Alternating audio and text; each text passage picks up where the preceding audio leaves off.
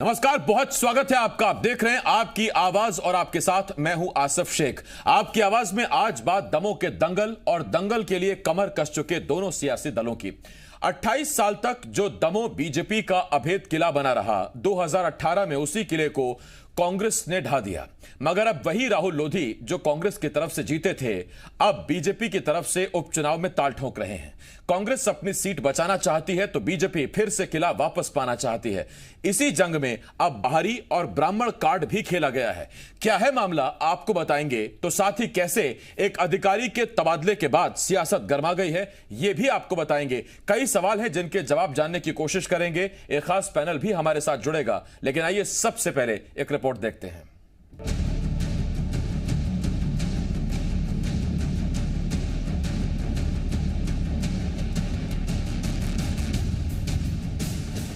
दमोह का दंगल सज चुका है और दमोह का दबंग बनने के लिए हर प्रत्याशी एड़ी चोटी का जोर लगा रहा है। 25 अक्टूबर 2020 को दमोह विधानसभा सीट से कांग्रेस के विधायक राहुल लोधी के इस्तीफा देकर बीजेपी में शामिल होने की वजह से दमोह सीट पर उपचुनाव होने जा रहा है। दोनों बड़े सियासी दलों के प्रत्याशी पर्चा दाखिल कर चुके हैं और 17 अप्रैल को दमोह के मतदाताओं को एक बार फिर अपना विधायक चुनने का मौका मिलेगा। मगर दमोह की इस जंग को फतह करने के लिए बीजेपी हो चाहे कांग्रेस, दोनों कड़ी मशक्कत कर रहे हैं। एक तरफ जहां बीजेपी संगठन और सरकार दमोह में राहुल लोधी की जीत के लिए पूरी ताकत लगा रहे हैं, तो वहीं दूसरी तरफ कांग्रेस ने चुनाव आयोग से मांग की है कि बढ़ते कोरोना की वजह से बाहरी लोगों के दमोह में आने पर रोक लगाई जाए, खासतौर पर बीजेपी के लोगों पर। इस पर बीजेपी ने कांग्रेस पर चुटकी ली है। मेरा तो ये मांग है चुनाव आयोग से,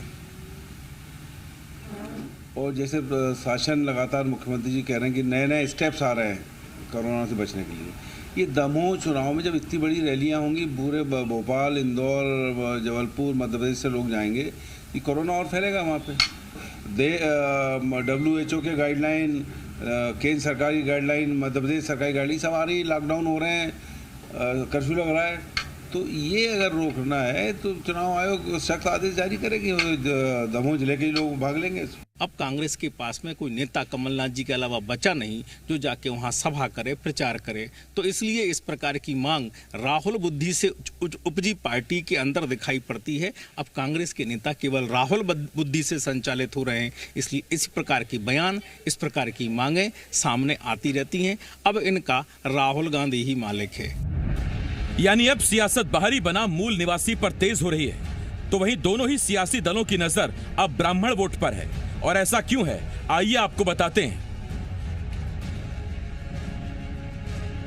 2018 विधानसभा चुनाव के आंकड़ों के मुताबिक दमोह में कुल 2,33,137 मतदाता हैं, जिनमें सबसे ज्यादा 46,000 दलित मतदाता हैं, जबकि लोधी समाज से 38,000 मतदाता हैं। जैन समाज के 14,000 मतदाता मतदान करेंगे। ब्राह्मण समाज के 12,000 मतदाता अपना वोट डालेंगे। 18,000 मुस्लिम मतदाता हैं, जबकि दमोह सीट पर यादव समाज के कुल 18,000 और कायस्थ समाज के 12,000 मतदाता शामिल हैं। यही वजह है, चाहे कांग्रेस हो या बीजेपी, दलित, लोधी और ब्राह्मण मतदाताओं पर फोकस कर रहे हैं। एक तरफ जहां जातीय समीकरणों पर दोनों सियासी दलों की नजर है, तो वहीं कांग्रेस ने दमोह की डिप्टी कलेक्टर भारती देवी मिश्रा को हटाकर उनकी जगह रीवा की संयुक्त कलेक्टर अंजलि द्विवेदी की तैनाती पर भी सवाल खड़े किए हैं और इसे आचार संहिता का उल्लंघन बताकर चुनाव आयोग से कार्रवाई की मांग की है। कुल मिलाकर अब दमोह की जंग में सिर्फ 17 दिनों का वक्त बाकी रह गया है। दोनों सियासी दल साम दाम दंड भेद सभी हथकंडों का इस्तेमाल कर रहे हैं। देखना यही है कि कांग्रेस अपनी सीट को बचा पाती है या फिर बीजेपी अपना किला वापस हासिल करती है। प्रमोद शर्मा के साथ राहुल मिश्रा, जी मीडिया, भोपाल।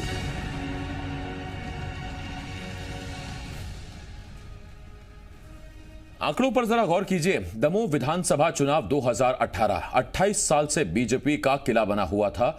2018 में कांग्रेस ने राहुल लोधी को टिकट दिया और फिर राहुल लोधी ने वहां के दबंग या यूं कहें कि सियासी दिग्गज जयंत मलैया, जो शिवराज सरकार में उस वक्त वित्त मंत्री थे, उन्हें वहां से हराया था 78,000 वोट मिले थे राहुल लोधी को और उनसे महज 798 वोटों से हारे थे जयंत मलैया। 800 वोटों का अंतर भी नहीं था। उस वक्त 28 साल से चला रहा बीजेपी का किला ढह गया।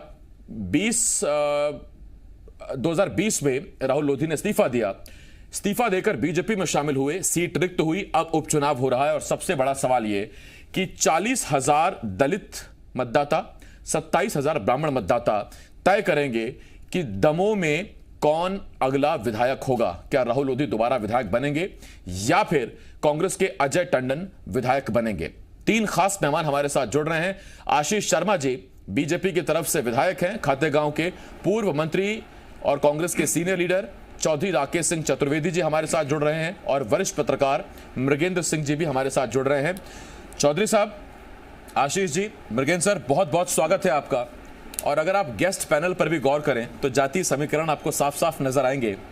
आशीष जी भी उसी ब्राह्मण समाज से आते हैं जहां से चतुर्वेदी साहब आते हैं और चूंकि ब्राह्मण पर फोकस है आज सियासी दलों का, तो जरा उस पर भी हम जानते हैं कि क्या दोनों सियासी दल सोचते हैं। सबसे पहला सवाल मृगेंद्र सर मैं आपसे शुरू करना चाहता हूं और उसके बाद हमारे जो दोनों ब्राह्मण नेता हैं, मैं ब्राह्मण कांड पर बाद में आऊंगा, पहले जरा आपकी मैं प्रतिक्रिया ले लूं। मृगेंद्र सर, सबसे पहला सवाल मेरा यही, कुछ मिथ चलते हैं विधानसभाओं में, चुनावों में। एक तरफ जहां जातीय समीकरणों को सियासी दल मद्देनजर रख रहे हैं, तो साथ ही एक अपवाद यह भी चलता है कि ज्यादातर जो लोग वहां से अब तक 1991-52 के बाद से चुनते आए हैं विधायक के तौर पर, वो उस जाति बहुल से चुनकर ही नहीं आए जिस जाति बहुल की वो सीट थी या वो इलाका था। यह भी बड़ा हैरान करने वाला रहा है और सियासी दल इसी पर तुले हुए हैं कि ब्राह्मणों को साध लो, दलितों को साध लो तो दमोह का दंगल जीत लेंगे।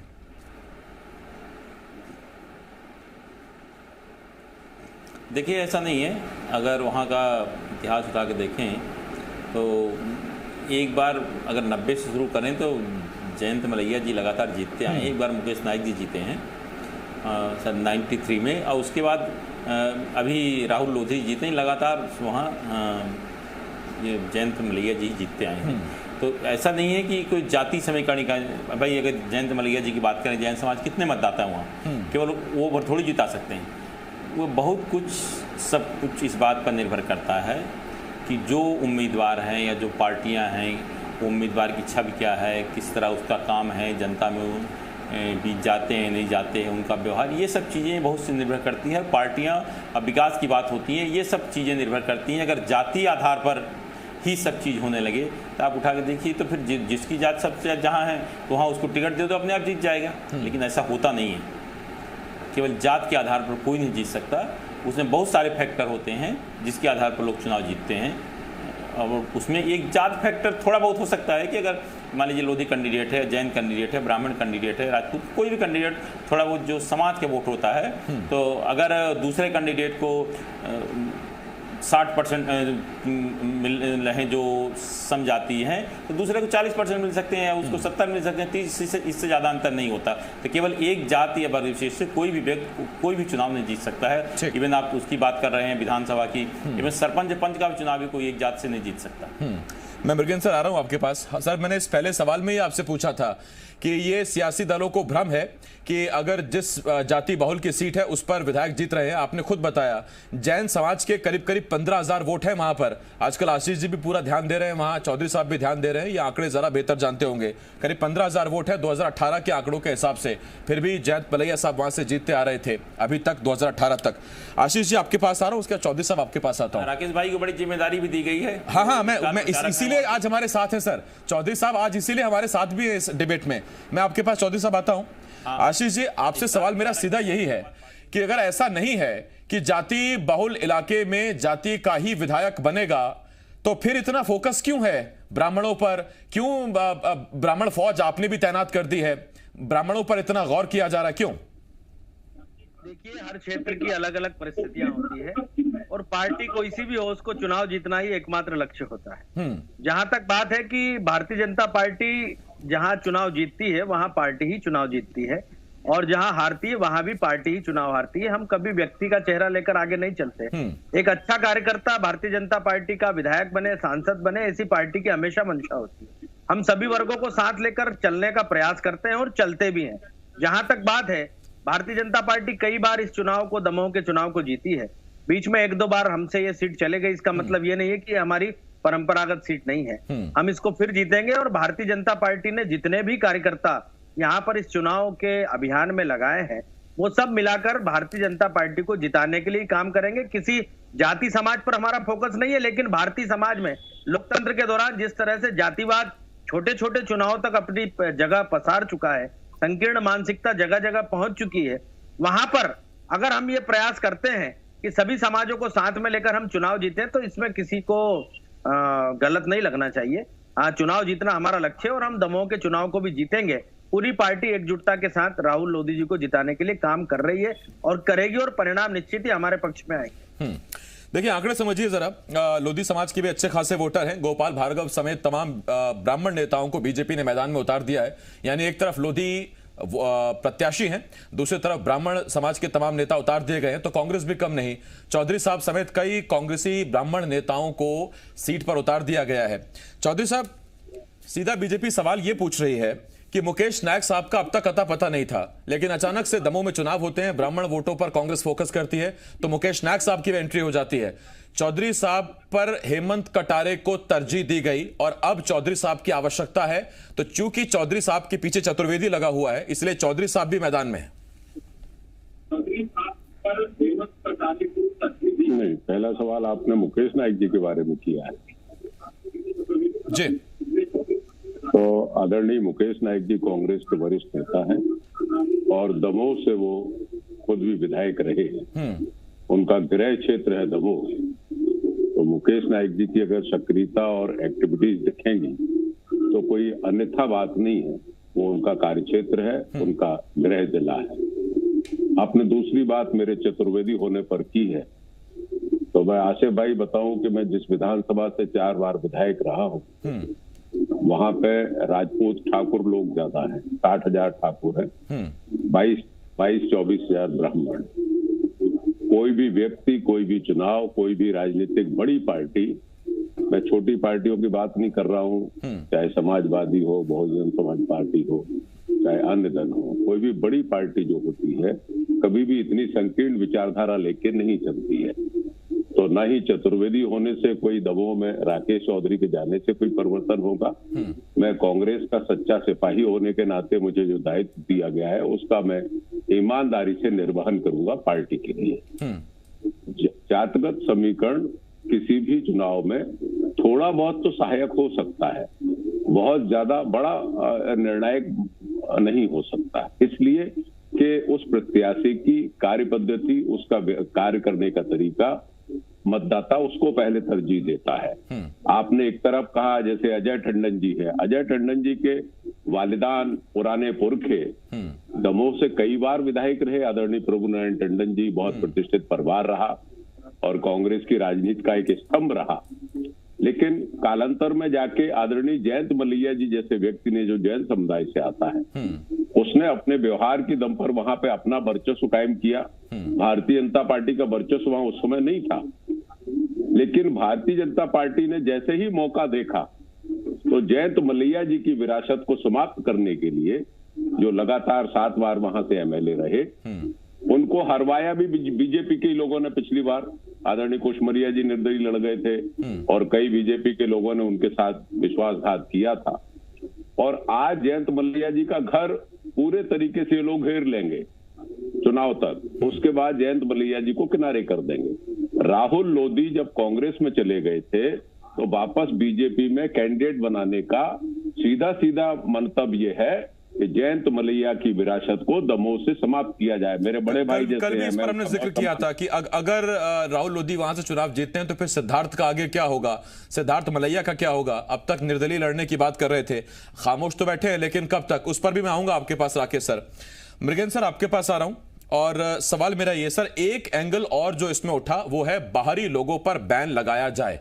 अब बाहरी लोगों से कांग्रेस की ये मांग, ये मायने हैं कि कांग्रेस की ये मांग है कि बीजेपी के तमाम बड़े नेता आकर दमोह में धुआंधार रैलियां कर रहे हैं, भीड़ जुटा रहे हैं और मध्य प्रदेश में कोरोना के मामले बढ़ते जा रहे हैं। ये सियासी पैतरा है दूसरे दल को चुनाव प्रचार से रोकने का, या सामाजिक वाजिब चिंता है कि इतनी बड़ी रैलियां हो रही हैं, तादाद में लोग जुट रहे हैं, कोरोना फैल सकता है, कैसे देखते हैं आप इसे? देखिए, मुझे लगता है सियासी पैंतरा है। इतने निश्चित रूप से जो कोरोना की गाइडलाइन के अनुसार भीड़ भाड़ कम होनी चाहिए, लोगों को दूर रहना चाहिए, लेकिन आप देखिए चुनावी रैलियों में कहीं इसका पालन नहीं हो रहा। कोविड के जो भी निर्देश हैं, आप पश्चिम बंगाल देख लीजिए, पश्चिम जहां भी चुनाव हो रहे हैं, कहीं किसी ने कोविड के निर्देश का पालन नहीं हो रहा। तो मैं तो समझता हूँ सियासी चाल है, और किसी भी, मुझे लगता नहीं कि कोविड-19 या चुनाव आयोग निर्देश जारी कर सकता है, लेकिन कितना पालन करेंगी पार्टियां, उसको कहा नहीं जा सकता कि किसी पार्टी को कैसे रोक सकते हो कि रैली न करें। मुख्यमंत्री जी को जाना है, या प्रदेश भाजपा प्रदेश अध्यक्ष जी को जाना है, कांग्रेस पूर्व मुख्यमंत्री को जाना है, प्रदेश अध्यक्ष जी को जाना है, या और जो भी वरिष्ठ नेता हैं दोनों पार्टियों को जाते हैं, रैली करते हैं, उनको रोका नहीं जा सकता। हाँ, एक आदेश जारी किया जा सकता है, चुनाव आयोग कर सकता है कि अब कोविड के निर्देशों का पालन करें, लेकिन होगा निर्देशों का पालन, इस बात की संभावना मुझे कम दिखती है। हाँ, जो पिछले इतिहास रहा है या जो रिकॉर्ड रहा उसे देखते हुए, आशीष जी आपके पास आ रहा हूं। आशीष जी, अब तक वैज्ञानिक यही सलाह देते आए हैं कि मास्क लगाइए, एक चीज, सैनिटाइजर का इस्तेमाल करिए 2 चीज, और सोशल डिस्टेंसिंग का पालन करिए 3 चीज, यही आपको कोरोना से दूर रख सकता है। लेकिन सियासत ने जो चौथी इजाद कर ली है, आविष्कार कर लिया है कि चुनाव करवा दीजिए तो भी कोरोना नहीं आता है, तो ये भी चल रहा है क्या दमों में? ये क्या वजह है कि जहां जहां चुनाव होते हैं वहां या तो कोरोना कम हो जाता है, या फिर सियासत मानती ही नहीं कि चुनाव की वजह से, रैलियों की वजह से, भीड़ इकट्ठा करने की वजह से कोरोना बढ़ सकता है? देखिए, मैं तो ऐसा मानता हूं, कोरोना पूरी दुनिया में फैल रहा है, भारत भी इससे अछूता नहीं है। हमारे राज्य में भी बड़ी संख्या में मरीज निकल कर आ रहे हैं, लेकिन लोकतंत्र की सफलता के लिए चुनाव होना भी आवश्यक है। ये राजनीतिक दलों का कर्तव्य है, जो जनप्रतिनिधि है, हम अपने क्षेत्र के नेता हैं, प्रदेश में हमारा नाम है, तो हम सबको कोविड के नियमों का पालन करना चाहिए यथासंभव जहां तक हो जाए। लेकिन जब कोई बड़ा नेता आता है तो जनता उमड़ पड़ती है। हम बार बार निर्देश देते हैं, बार बार अनाउंसमेंट कराते हैं, अपील करते हैं, मास्क पहनिए, उसके बाद भी कई लोग बाजार में खुलेआम घूमते देखे जाते हैं, उनका चालान भी कटता है।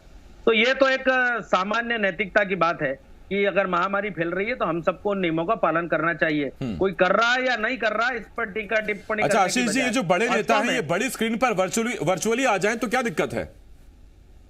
देखिए, इतनी तकनीक का इजाद हुआ नहीं है, लेकिन भारतीय जनता पार्टी ने अभी हमने हमारे प्रदेश अध्यक्ष। नहीं आशीष जी, ये बात आप तो मत कहिए, आप ही कहते हैं बीजेपी तकनीक के दौर में कांग्रेस से बहुत आगे है। बिल्कुल, मैं मानता हूं ना, हमने कई राज्यों में, इसके पहले कोरोना में जब पिछले वर्ष चुनाव थे, कई जगह हमने वर्चुअल रैलियां की। कोविड संकट के दौरान हमारे राष्ट्रीय अध्यक्ष जी ने सभी कार्यकर्ताओं से वर्चुअली संवाद किया। लेकिन मैं कहना चाहता हूं, चुनाव का माहौल एक अलग होता है। चुनाव में हर जनता अपने नेता को सुनना चाहती है, तो इसमें नेताओं का ये कर्तव्य है कि वो सोशल डिस्टेंसिंग का पालन करे, क्योंकि हमें जान भी बचाना है और लोकतंत्र भी बचाना है। जहां तक बात है, कांग्रेस बहुत घबरा रही है। उसे पता है कि अगर भारतीय जनता पार्टी के इतने सारे नेता, कार्यकर्ता, स्टार प्रचारक दमों में पहुंच गए तो कांग्रेस के हाल बहुत ज्यादा खराब होने वाले हैं। इसलिए कांग्रेस के नेता इस तरह का बयान दे रहे हैं, अन्यथा हम कोविड के नियमों का पूरा तरह पालन करेंगे, ऐसा आश्वासन मैं स्क्रीन के माध्यम से भी आपको देना चाहता हूँ। ठीक आशीष जी, चौधरी साहब आपके पास आ रहा हूं। तो चौधरी साहब, क्या कोरोना फैलने के आसार केवल और केवल बीजेपी की रैलियों और बीजेपी की सभाओं से हैं? बीजेपी ने भले ही तंज कसा है कि कांग्रेस के पास ले देकर प्रचार करने के लिए, अपनी आवाज रखने के लिए सिर्फ और सिर्फ कमलनाथ है, लेकिन आपकी पार्टी ही की रणनीति है कि 80 विधायक उतारेंगे आप दमों में। सर, ये 80 विधायक आएंगे तो क्या इनसे कोरोना नहीं फैलेगा? आपकी बात वाजिब है और समझना भी चाहिए कि कोरोना बहुत तेजी से फैल रहा है, हमें उसका एहतियात भी रखना है। मैं एक विषय और आपकी जानकारी में लाना चाहता हूं। मध्य प्रदेश के बेरोजगार युवा हैं और उनको 11 अप्रैल को परीक्षा देनी थी एमपीपीएससी की। कोरोना काल की वजह से माननीय श्री शिवराज सिंह जी ने भांजों का ध्यान रखते हुए कि कोरोना से प्रभावित ना हो जाए भांजे कहीं उनके, तो उन्होंने उस डेट को एक्सटेंड कर दिया है, मई में ले गए, मई या जून में ले गए, जून में ले गए, उसे एक्सटेंड किया है, जून में ले गए। लेकिन मेरा अनुरोध ये है कि जब 17 तारीख को हम चुनाव लड़ रहे हैं, चुनाव करा रहे हैं, तो 11 अप्रैल को हमें रोजगार के लिए आगे क्यों बढ़ाना चाहिए था? एक तो मेरा ये प्रश्न रहा है। दूसरा, आप कह रहे हैं कांग्रेस रैली कर रही है। भाई, जब बीजेपी चुनाव लड़ रही है, नामांकन दाखिल करा रही है, तो कांग्रेस कहां अलग चली जाएगी? और जहां तक भय की बात है तो ये सामने नजर आएगा। मैं तो चूंकि उसमें अब स्टार प्रचारक की सूची में हूँ, ये आशीष भाई भी बहुत अच्छे प्रवक्ता हैं, चाहे तो एक मंच साझा कर लें और बीजेपी साझा कर ले, मैं व्यक्तिगत रूप से साझा कर लूंगा और दमोह में जहां चाहे वहां डिबेट कर लें। मैं बता दूंगा कि कौन कितने पानी में है और कौन कहां कितना सही है, 1 लाख लोगों का रोजगार कहां गया है। लेकिन ये बात सत्य है कि मध्य प्रदेश की राजनीति में एक और जयंत मलैया को बलि चढ़ा दिया गया भारतीय जनता पार्टी के द्वारा। एक और मुरली मनोहर जोशी को समाप्त कर दिया गया मध्य प्रदेश से, चाहे वो हिम्मत कोठारी हो, चाहे विक्रम वर्मा हो। दो बातें बड़ी दिलचस्प हैं जो आप आरोप लगा रहे हैं कि सियासी बलि चढ़ा दी गई जयंत मलैया साहब की बीजेपी की तरफ से। यही बीजेपी वाले आपके लिए भी कहते थे कि अच्छे खासे नेता थे और चतुर्वेदी साहब की बलि चढ़ा दी गई, सियासी बलि चढ़ा दी गई। और दूसरी बात ये कि आप अगर चुनौती दे भी रहे हैं सर, आप वाहन कर भी रहे हैं डिबेट का, तो सर ये मंच बड़ा सेफ है। चौधरी साहब आप अपने घर में, आशीष जी अपने घर में, हम बिल्कुल कांटेक्ट में नहीं है, मृगेंद्र जी अपने घर में है। अगर आप दोनों डिबेट करते भी हैं, दोनों बड़े नेता हैं, जाहिर बात है लोग आपको सुनने आएंगे, फिर से वो सोशल गैदरिंग होगी। तो मुझे नहीं पता कि वो डिबेट लाइव होनी चाहिए कि नहीं होनी चाहिए। खैर आपका आह्वान है, आशीष जी अगर स्वीकार करें तो आप दोनों आपस में डिबेट कर सकते हैं सर। आशीष जैसे भाई से नहीं कह रहा हूँ। अच्छा, ठीक सर, बहुत धन्यवाद आपका हमारे साथ जुड़ने के लिए। चौधरी साहब बहुत धन्यवाद, आशीष जी, मृगेंद्र सर बहुत शुक्रिया हमारे साथ जुड़ने